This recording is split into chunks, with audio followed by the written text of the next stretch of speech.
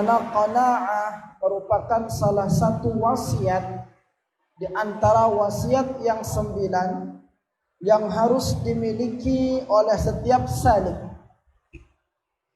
yang harus dimiliki oleh setiap orang yang mencari kedekatan dengan Allah Subhanahu wa taala.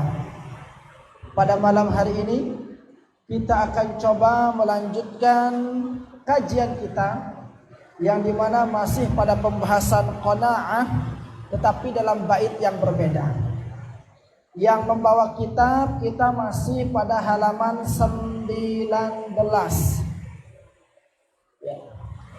Qala amattu matami'i fa arahtu nafsi fa inna an-nafsa ma tami'at tahunu wa ahyaytul qunu'a wa kana mayitan fa fi ihya'ihi 'irdun masurun idza tama'un yahillu biqalbi 'abdin 'alathu muhanatun wa 'alahu haulun.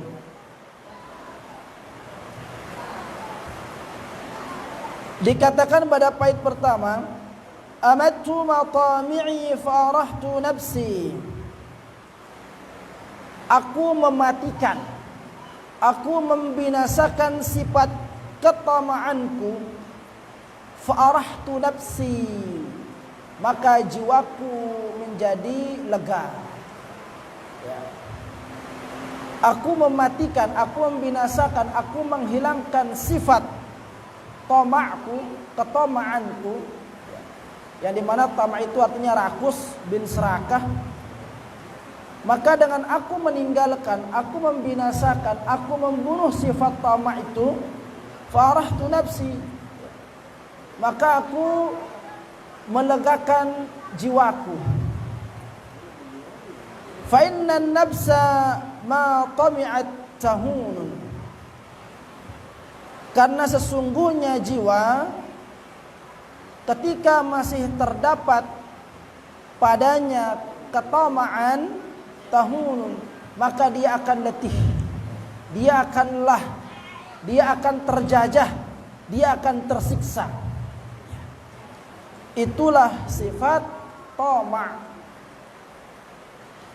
Selama seseorang ada sifat tama' pada dirinya, maka orang tersebut tidak akan pernah merasakan ketenangan dalam hidupnya. Selama naara sifat tama' serakah lek diri sopok panjak, dek nagan mau ketenangan lek dalam hidupnya. Siaran sifat tama', siaran sifat serakah ini tidak pernah puas dengan apa yang diberikan oleh Allah Subhanahu wa taala. Ini siaran manusia. Lek jiwa manusia ino arak sifat serakah. Dan serakah itu tidak akan bisa dihilangkan, tidak akan bisa diobati kecuali dia harus mau belajar memiliki sifat qanaah. Dia harus mau diobati dan harus merasa terpaksa, dengan terpaksa dia harus mau melakukan atau menghadirkan sifat qanaah. Lamun dia bau si sifat qanaah, maka hanya satu yang bisa menghentikan ketamakan manusia.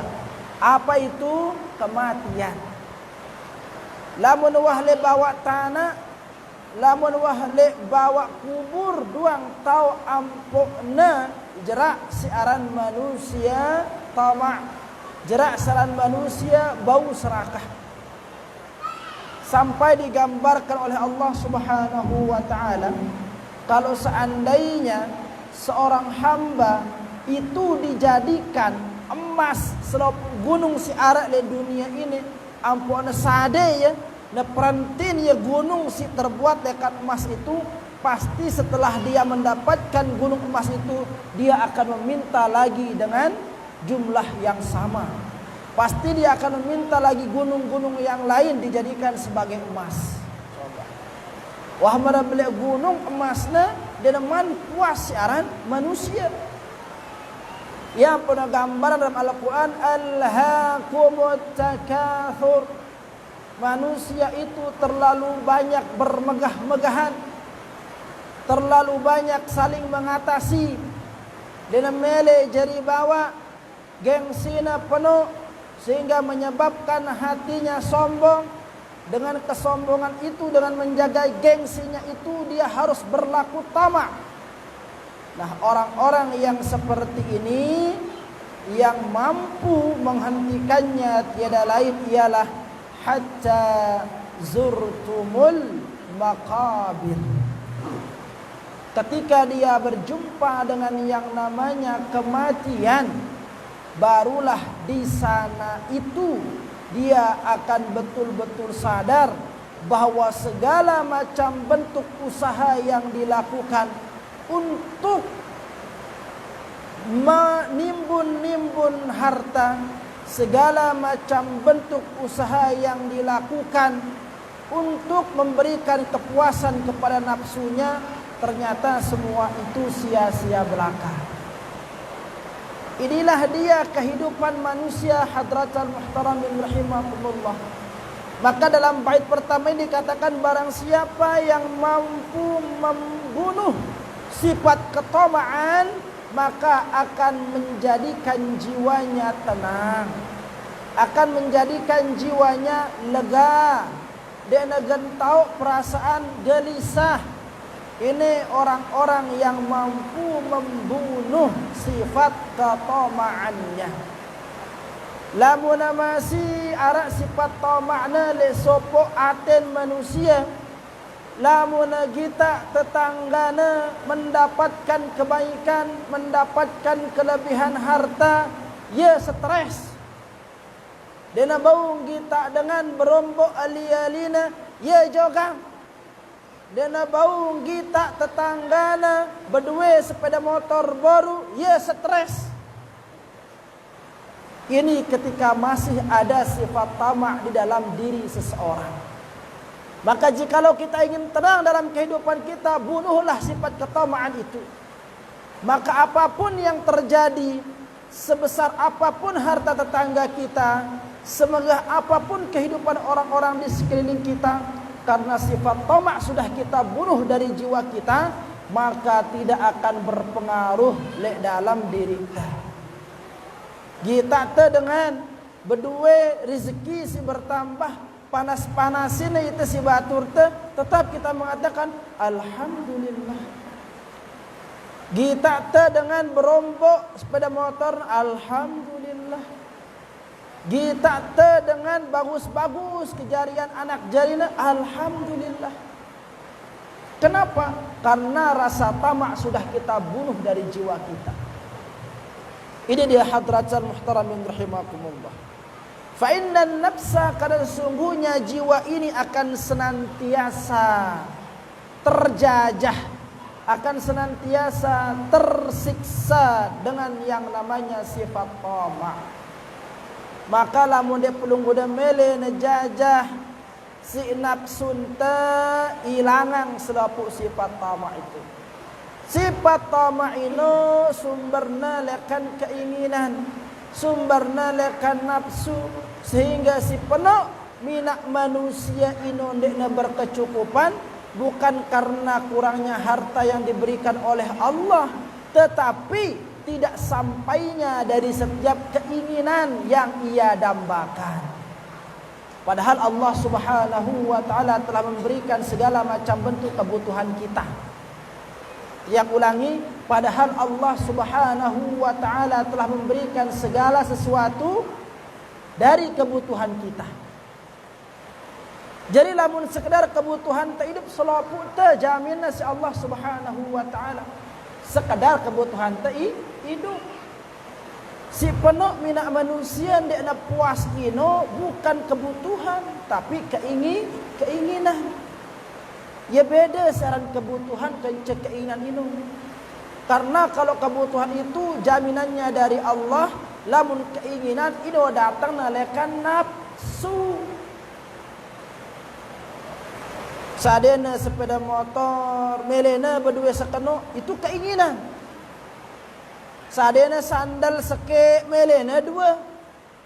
Padahal naina enggak sepasang. Logo melena berdua sandal 10. Nah, ini dia. Jadi selama kita akan memperturutkan keinginan kita, dek negan arak tutuk. Nah,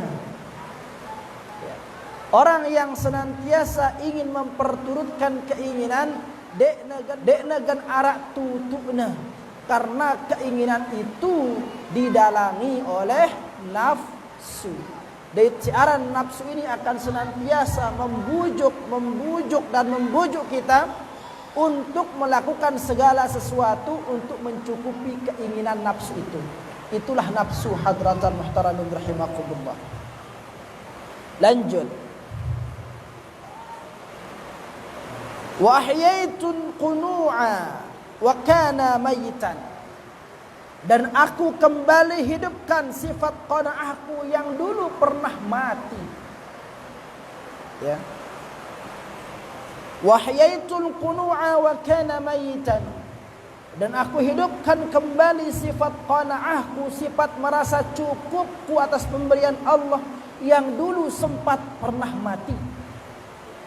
Artinya kan manusia itu sering berubah. Kadang-kadang kadar imannya itu yazid, bertambah. Kadang pula kadar imannya itu yangkus, berkurang. Ya. Sehingga ketika iman yangkus, ketika iman seseorang itu berkurang, besar kemungkinan sifat-sifat baik yang ada pada diri seseorang itu akan sedikit demi sedikit hilang. Qanaahnya hilang. Sabarnya mulai hilang, zikrullahnya mulai hilang, qiraatul Qur'annya sudah mulai hilang. Ini dia manusia. Ya. Nah, dan ketika dia mampu mencarger kembali dirinya, hadir dia di majelis ilmu untuk ngecas atena, merongkun HP lamun habwe baterainya harus dicas agar kuat kembali. Nah, ketika hati ini, ketika jiwa ini sudah mulai down, sudah mulai sakit, maka cas dia kembali dengan segera. Dengan cara apa? Dengan hadir di majelis-majelis ilmu, dengan sering berkunjung datang kepada orang-orang salih. Yang pun ngecas atentino, dengan memperbanyak zikrullah, dengan memperbanyak qiraatul Quran, ngenong pun ngecas atente. Nah, ketika hati ini dicas, maka akan mengembalikan kebaikan-kebaikan yang dulu pernah kita sempat tinggalkan. Wahyaitul qudu'a wa kana mayitan. Dan aku hidupkan kembali qanaahku yang dulu pernah mati. Ya. Fa fi ihyaihi 'irdun masunun. Ya. Maka dengan aku mengembalikan sifat qanaahku itu, dengan aku menghidupkan kembali sifat qanaahku itu, maka dia akan meninggikan derajatku, meninggikan martabatku, menjaga marwahku. Ini dia. Jadi lamun temele berharga, lamun temele mulia, pelihara sifat qanaah. Pelihara sifat qanaah. Sekali lagi, lamun temele mulia, nikmatan pada panjang. Kalau kita ingin mulia, kalau kita ingin berharga di mata sesama makhluk, pelihara sifat qanaah. Lawanan qanaah ini adalah tama'. Kenapa dengan qanaah bisa atau mampu menjaga harkat dan martabat seseorang?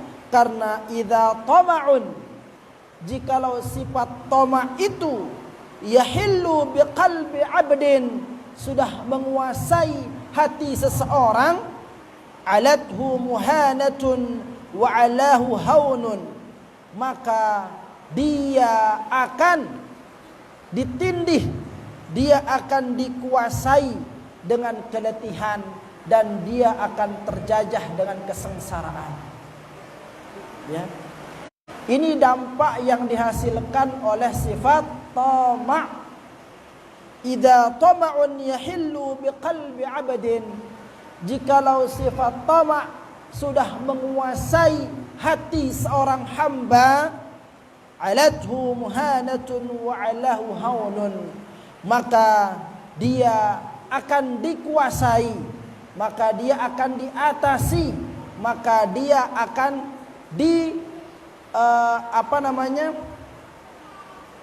akan disetir, akan dikuasai oleh apa? Oleh keletihan. Ya, dia akan senantiasa terjajah.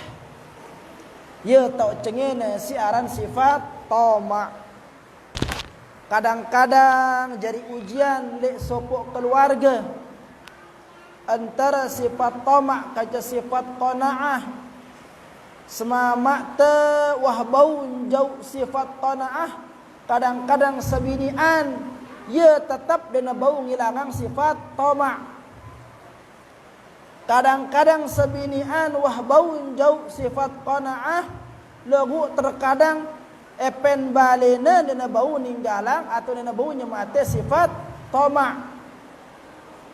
Jadi sulit lamun ngene ongkun hadratul muhtaramin rahimakumullah. Ketika sang istri ada sifat tamak lek dirina, dena bau kita tetanggana langsung protes tipa epen balena. No jadangan wah berdua ya motor, ida masih dua ngudu Honda, dia dailak ke.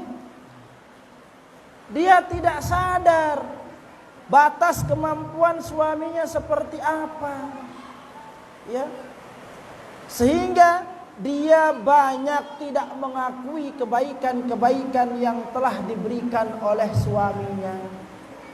Bercerita lek pada kenca si jadi senina, otak-otak kumpul bergosip si rausana apa epen balena. Aro aku jepen balen ku kah sok-sok ku berdua aran epen balen. Lagun dia ku bahagia kunten wahnya di tekepeng. Ngumbe dong kunten belanjan teh ya kurang-kurang diri. Wah sekian puluh tahun, 40 tahun teu berumah tangga, ya sepeda-sepeda diri berdua. Ngumbe coba. Istri-istri yang seperti ini modelnya yang Rasulullah sallallahu alaihi wasallam saksikan ketika Isra dan Mi'raj. Beliau itu banyak menemukan perempuan-perempuan di dalam neraka. Ketika pulang Isra Mi'raj, baginda Rasulullah sallallahu alaihi wasallam bercerita di tengah-tengah sahabat, "Wahai sahabatku, sesungguhnya aku lebih banyak melihat perempuan itu berada pada dalam neraka." Merotes sahabat, "Yo, kan dengan ini penuh isi neraka ya kumbena, kan dina 50-50 be, mama 50%, di 50% kan penuhan dengan nina." Ternyata alasannya sabda Rasulullah sallallahu alaihi wasallam, penuh lekan dengan nina ino dek nawah ngakuin kebaikan semamana. Padahal bilang jelo nasade ya belanja, lagu bercerita dengan lain dek nawahnya dia ya belanja. Padahal bilang kalam nasade ya jatah di semamana, parana dia nawahnya dia jatah di semamana. Istri-istri yang tidak pernah mengakui kebaikan suaminya, ini yang rentan banyak menjadi penyebab perempuan-perempuan itu menjadi penghuni neraka. Maka yang mendasari orang itu seperti itu perlakuannya apa? Karena masih ada sifat tamak di dalam atene. Masih ada sifat rakus di dalam atene. Dan hanya satu yang bisa mengimbang itu apa? Sifat qanaah. Maka kita sebagai suami yang memiliki sifat qanaah harus mampu pintar-pintar mengeimbangi daripada sifat tamak yang ada pada istri kita, atau sebaliknya. Ya. Semamangku kita dengan seger paon sesiong, lamun sesiong rarit jangan. Lamun rarit empat, lamun empat bebek. Lamun bebek mano, ya, tampil seorang suami yang ada sifat qanaah pada dirinya, ke adikku si inges buah ate kembang batu metem, ya. Syukur-syukur temau bakelor, syukur-syukur temau mangan dak kata jangan sia. Ini dengan sedih sebelah ini kadang-kadang dak kana jangan manok lagu namu ngerasa aya kumbena karena ya kolesterol ngana dokter. Ya. Alhamdulillah ita bau masih akan sambal, daka-daka enggak sambal lagu alhamdulillah. Apa yang kita sama-sama dengarkan pada malam hari ini mampu kita cerna, mampu kita praktikkan di dalam kehidupan kita, sehingga betul-betul kita berusaha menjadi seorang salik, orang yang menuntut keridhaan Allah Subhanahu wa taala, orang yang ingin menggapai kedekatan dengan Allah Subhanahu wa taala. Maka muliakanlah diri kita dengan sifat qanaah. Wallahu taala a'la wa a'lam. Bagaimana cara kita menegur ibu-ibu? Biasanya nih kaum hawa yang suka ngumpul-ngumpul itu suka notok laos, ya, otok-otok pada ngeraos terus iraosangna, ya kadang-kadang sesuatu yang berpotensi mendatangkan dosa dengan silembeh jagana ini raosangna pada gibahinna, ya. Ini hadratan muhtaramin rahimakumullah. Memang penyakit ini. Inilah suatu penyakit, ya. Dalam pelajaran yang lalu, ya, kita telah diajarkan dalam kitab Kifayatul Atqiyah itu, jikalau dengan berteman atau dengan mendatangi orang-orang yang berbuat maksiat itu akan menyebabkan kita untuk ikut terlibat di dalam kemaksiatan atau dalam dosa yang dia lakukan, maka lebih baik kita untuk menghindarinya. Jikalau kita tidak mampu merasa diri kita, ya, jikalau kita tidak mampu mempengaruhi orang yang sedang berbuat suatu maksiat itu, maka lebih baik kita untuk menjauh atau menghindarkan diri kita dari orang-orang yang seperti itu. Ini konsepnya. Namun kita ingin, ya, menjadikan orang-orang di sekeliling kita itu yang terbiasa melakukan pembicaraan yang tidak ada manfaatnya itu, ingin kita melihat mereka itu berhenti dari perbuatan-perbuatan yang seperti itu. Bagaimana caranya? Ya. Caranya itu ya tentunya kalau kita merasa diri kita mampu untuk menegurnya, maka silahkan tegur. Namun dalam kita menegur itu ada etika. Ya. Pertama, jangan menegur orang di tempat yang ramai. Kalau orang salah, jangan menegur orang di tempat yang ramai. Kenapa? Karena dengan menegur orang di tempat yang ramai, maka itu sama saja dengan kita merendahkan harga diri seseorang. Misalkan, arak dengan le masjid, ya, salah ongkat membaca sesuatu, baca Al-Quran, ya. Atau misalkan ada seorang khatib, salah caranya membaca ayat Al-Quran atau membaca hadis, langsung, salah ini, ganti. Bukan etikanya seperti itu. Nekebah lemudi. Ya, tunggu tidak ada orang yang mendengarkan, baru sampaikan di sana. Ini etika yang pertama. Yang kedua apa? Harus dengan menggunakan bahasa, ya, bahasa pilihan yang sekecil mungkin akan berpotensi melukai perasaan orang yang kita tegur. Ya. Misalkan ada orang sholat, cepat-cepat sholatnya, gitu. Lalu kita datang tegur, tome aku mau sholat sing ini percuma. Dan nerimanya saya pente ini, dah kami bisa besong keleng koprol tidak ngeri jong kome percuma. Nah ini bahasa pilihannya nggak tepat yang seperti ini, ya. Bahasanya ini nggak bisa diterima oleh orang. Maka kita mengatakan, cobalah berusaha untuk lebih pelan sholat. Nah, pasti lebih nikmat coba bandingkan ke antara sholat meresi buruk jerap-jerap ini, kencel ada yang sekedi pasti lebih nikmat sih hidapnya. Lamun ada yang. Nah ini kan bahasa pilihan ini, ya, bisa memilih bahasa yang sekecil mungkin berpotensi untuk melukai hati orang yang kita nasihati. Nah, nak ibu-ibu ni si kebiasaan ini, ya, letono kita tu yang raw sedang asyik ngumbang pun tenagur ya, ong pun tenjerang ya, ngumbang pun aham.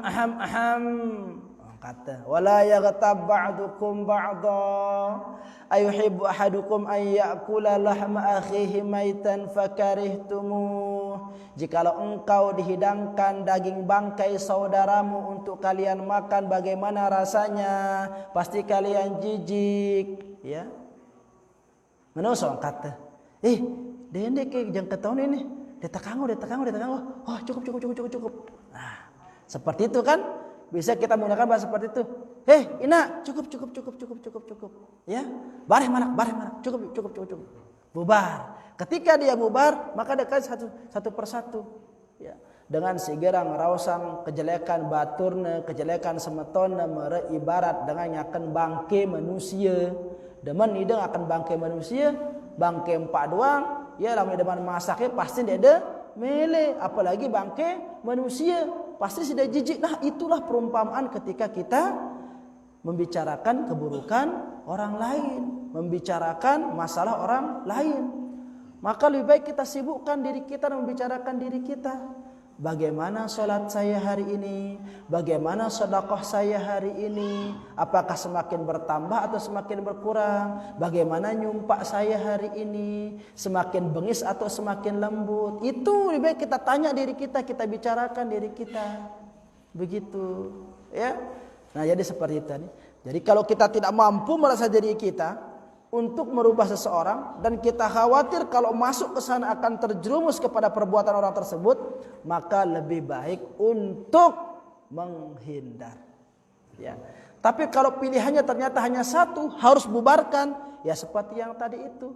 Ya, silakan tegur, tetapi menggunakan pilihan bahasa yang terbaik, yang sekecil mungkin akan berpotensi melukai hati perasaan orang yang kita tegur itu. Wallahu ta'ala a'la wa a'lam.